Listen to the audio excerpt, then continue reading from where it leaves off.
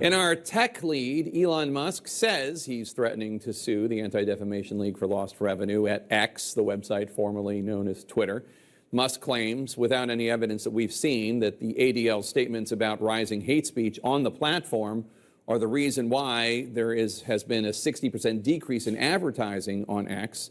The ADL and other organizations have noted the increase in hate speech on. Elon is so bad that, like, the ADL is correct in this situation. ADL as an organization is not the absolute worst Zionist organization, but definitely still is a Zionist organization, and therefore tends to completely do ridiculous shit oftentimes. And they're, according to their charter, at the very least, they consider any kind of criticism of Israel to be comparable to anti-Semitism.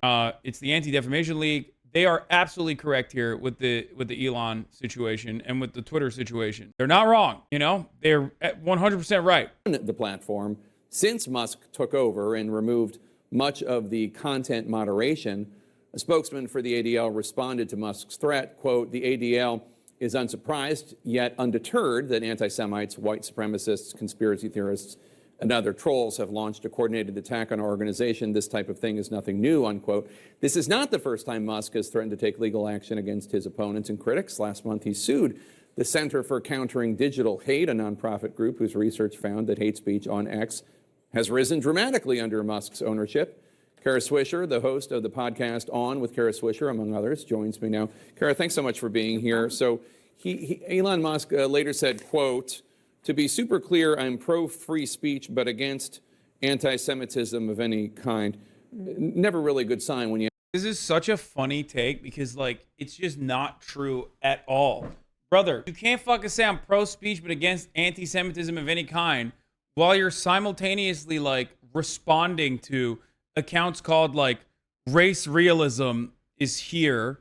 And, like, underneath and the account will be like, Jewish professors are pro-censorship, whereas Christian professors are not. And Elon Musk is responding to it like, wow, interesting. It's a very weird situation that we have found ourselves in where, like, the ADL sucks as an institution, but they're absolutely correct on this. Yes, Elon Musk is a racist anti-Semitic defender of white supremacy who's attacking the ADL because they're a Jewish group. And yes, the ADL is a racist anti-Palestinian organization with a well-documented history of collusion with cops and attacking progressives. 100%. It's such a weird circumstance. It's a weird situation, but, like, yeah, while the ADL sucks on especially issues that pertain to Palestinians, they're 100% correct on this. They're 100% correct on the fact that Elon Musk has openly unbanned Nazis and a shit ton of like prominent white nationalist accounts are literally getting money from Elon Musk directly. Twitter is straight up 4chan poll.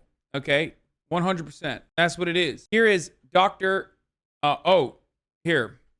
Let's look at Mark Lamont Hill, who literally was persecuted by the ADL for being pro-Palestine on mainstream media. He said, Elon Musk's attack on the ADL is dangerous, dishonest, and deeply anti-Semitic.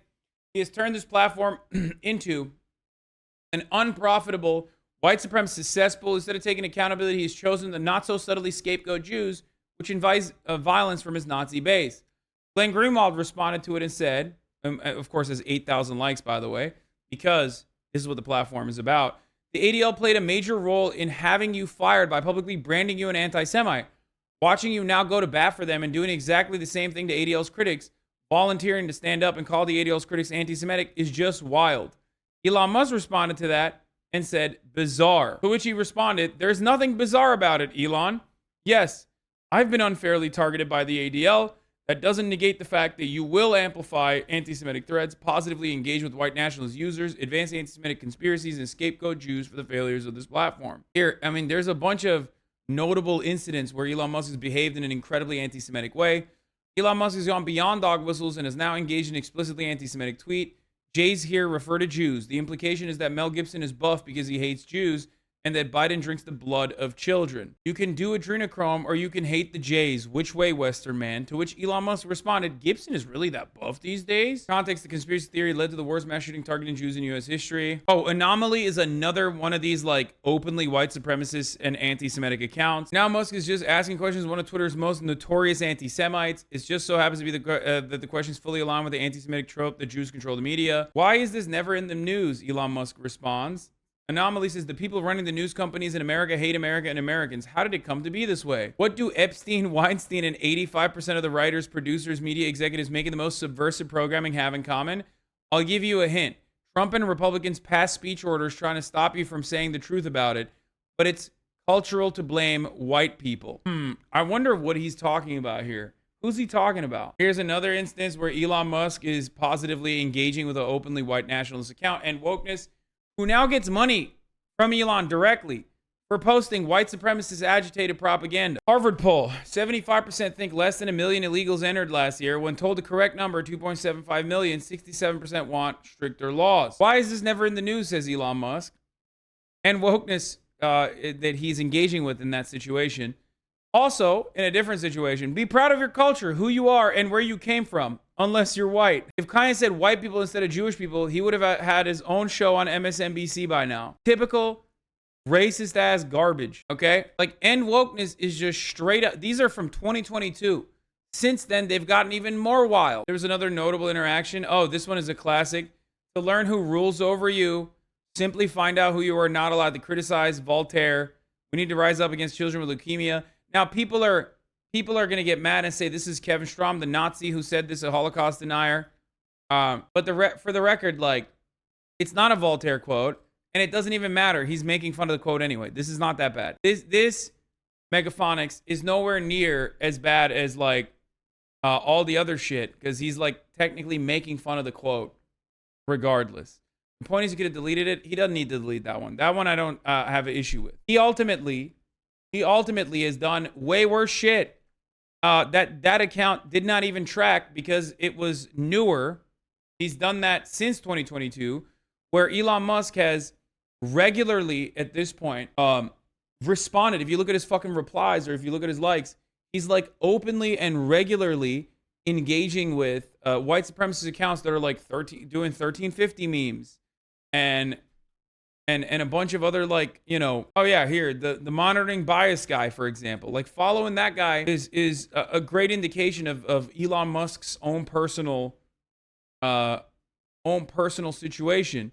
Monitoring bias is an account that straight up posts white supremacist bullshit, like race realism, IQ amongst different races, and regularly engages in the, like, oh, why do certain races do way more crime? You know what I mean? He's done so much. It's hard to document every single thing that he's done, because he's just engages in it on a daily basis, and there's not really too much that people can do about it. You know what I mean? What are you gonna do? He's just too fucking.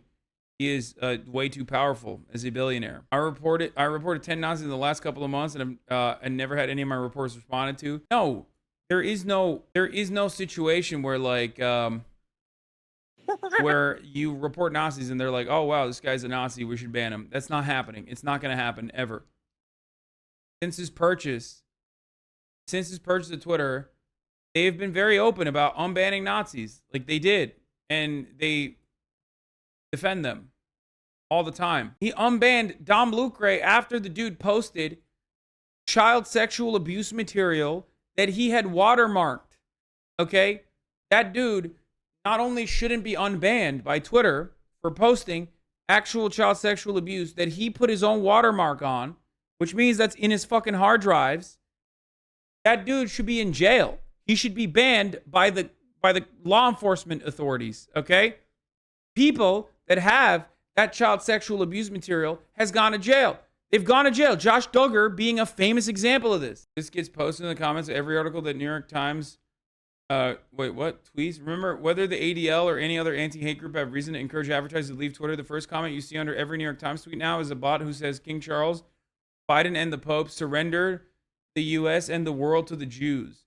The Vikings beat the Jews? What? Servants of the Jews and of Marxists from the PRC Biden, Trump, Musk, DeSantis, McCarthy, Obama, Harris, Pence, McConnell, Jeffries, Austin are surrendering the U.S. and the world to the Jews and the CCP. I reported someone with a display, hang your local T-word, and the report came back saying they didn't violate the rules. Yes. It's just like, he just straight up is insane. I mean, this is what Twitter has become. Look at this. This is another one of like Elon Musk's like idiotic fucking brigade of right-wing weirdos. Rumors are circulating that Barack and Michelle Obama have split up due to an affair. Michelle is currently alone in Mallorca, Spain, and looks very distressed. This comes only weeks after their private chef Tafari Campbell died under mysterious circumstances. 33,000 likes. Shocking footage. Girl says Michelle Obama raped her at 13 years old. That's Twitter, man. It's Facebook. Twitter is literally Facebook now. That's where we're at. It's even worse than fucking, honestly, it's even worse than Facebook because it's like more 4chan than Facebook. Facebook is where a lot of the old 4chan memes go to get like mass prominence. 4chan poll is where they make those memes and routinely agitate towards people that they've declared enemies of their ideology. And the unfortunate reality is that like Twitter is now the hotbed for that kind of radicalization. There are more Nazis out and about openly fucking fantasizing about death to all commies, Jews, whatever the fuck they decide are their enemies than ever before. Look at any of my fucking quote retweets to get a better feel for how this works. I showed this earlier in the Discord, but like that Mexico authorities tweet that I posted, right? Originally, it was like a bunch of libertarians who were like, all taxes are theft, brother. Like, welcome to the club. Now you get it or whatever, right? And then a bunch of groypers landed on it and then try to hit me with a fucking community note, which got deleted. But like, now, if you look at the fucking quote retweets, okay? But now when you look at all the fucking quote retweets, it's that guy. Why is it that every time I see people, it's like so negative? Why is it that every time I see the guy who thought I was enslaving my fucking mom, okay? And then a shit ton of like the same, like tax the rich, make the rich pay, tax the rich, make the rich pay. If you dive down into it a little bit, okay? If you dive down into it a little bit more, you will find people calling me a swarthoid, which is like a 4chan way of saying I'm swarthy, which is like fucking ridiculous. But, it's just, you look at that dude's fucking account and it straight up, it's like Stone Toss, the Nazi comic. You look at these guys and they're like fantasizing about killing, like driving over a black person and shit. It's just nuts. What does the word you use just mean? They are, I don't know how to describe it, dude. It's like old antiquated ways of declaring that someone is not white, even though they are, you know what I mean? People don't even fucking use it. Like Benjamin Franklin is the one who was using like old timey ass words. You have to clarify to people that you're against anti-Semitism. Now that we've explained it, now that we've set the mood, maybe you'll develop a better understanding as to why like the ADL is not incorrect. So I say let them fight. It's just empirically true, and this is part of his free speech position. When you take this, what he calls a purist free speech position, although it's not real, he blocks free speech he doesn't like. Yes. But he allows anti-Semitism to flourish. I mean, we've all seen it. Right. Well, he uses the First Amendment as a Swiss Army knife. Whatever it suits him, he'll do it in a way. He'll either block people or cut people off or sue people or say he's for free speech. It's his cloak that is everybody can see through. It's transparent. And so, it's threatening to groups like ADL or a lot of these academic groups. I used to talk to all of them, and they're very nervous to talk or do reports. It has a chilling effect on these people because they're going to be subject to a lawsuit by the world's richest man, who the reason advertising is down is because it's a worse platform. That's it. And so, his tactic is, and I hate to say it, it's blame the Jews. That's what he's doing right here. And so that's why everybody's sort of incensed about what he's doing. His tweets are very carefully calibrated to sort of dog whistle to a lot of people and at the same time go, but I'm not an anti-Semite. Right, but he. No one called him that, by the way. Right. Well, I have seen some people call him that, but the ADL didn't call him that. But he blamed the ADL, said that they don't speak for Jews, right? He suggested they don't speak for Jews. Okay. I mean, anyway. Neither does he, but okay. Sure. Right. Nobody does, but all right. Is it not true though? Like, I mean, I'm still on X. I'm on several other sites too. are. But is it not true that he regularly engages with Yes, he people who does. are white supremacists and anti-Semites, which Yeah. sends a signal to people that like he is engaging with these people. He likes these people. It's actually very jocular. In a lot of, he's let a lot back on, people that had been thrown off, he's let them back on, that Twitter had taken off because of abuses of the platform under their rules. It's like this. Does anyone have that Discord screenshot that I posted this morning? Not the Austin one. The one that I posted. Oh, this, yeah. If you want to understand how Twitter is now, if you want to get a better feel for how Twitter is right now, this is it. This is a perfect, like, Twitter's like, discover more from this account that, discover more from this wonderful account that quote retweeted you. And it's like, I discovered more and I did not like it, okay? It says, had a dream I ran over a black woman in my mom's Toyota. Like, back in the day, people were scared to post stuff like this because they would get banned. Nowadays, you could be like a fucking 14-year-old who is incredibly. I'm surfing your retweets, and every third person's username is racial slur 88. Yeah, that's what Twitter is now. You know, probably going to have a negative impact on society because a lot of these people characterized as something that folks affirm is very far-fetched. Though, well. These guys are incredibly active. These guys are incredibly active online. They're extremely online, okay? And the reality is that when you give them a platform like this, they tend to mistake how popular they are. Yeah, but 0 likes and no followers, I'm guessing, right? Yeah, that person being able to tweet stuff like that, and it's just one example, doesn't change the reality. There's plenty of fucking much larger accounts that are doing that. And even that person being able to tweet that and not getting banned in and of itself shows that the platform has no interest in tackling hate speech. That's the argument that I'm trying to make here. They're not interested. And the problem is when they get galvanized, what do? These Nazis. When they get galvanized, they organize. And then they go out in public and do insane shit like the Unite the Right rally. I saw a dude responding to a literal execution cartel video. Calling you the N-word while deliberately censoring the N-word? Oh, well, that's nice of him. Censor the N-word there, you know? And now he has new rules, and so he's allowed them back on, just like Trump, everybody else. And he engages in sort of this jokey manner that does not show, hey, that might be a problem. Like today, Mark Cuban, who is sort of the polar opposite of Elon Musk in temperament and style, was engaging with Stephen Miller and Matt Walsh over their obsession with woke mob. They just seem to be, I guess the Burning Man people set them off for something covered with mud. I saw they were attacking some 29-year-old woman who doesn't have kids. I don't know. Whatever. They have someone to attack every day. Right.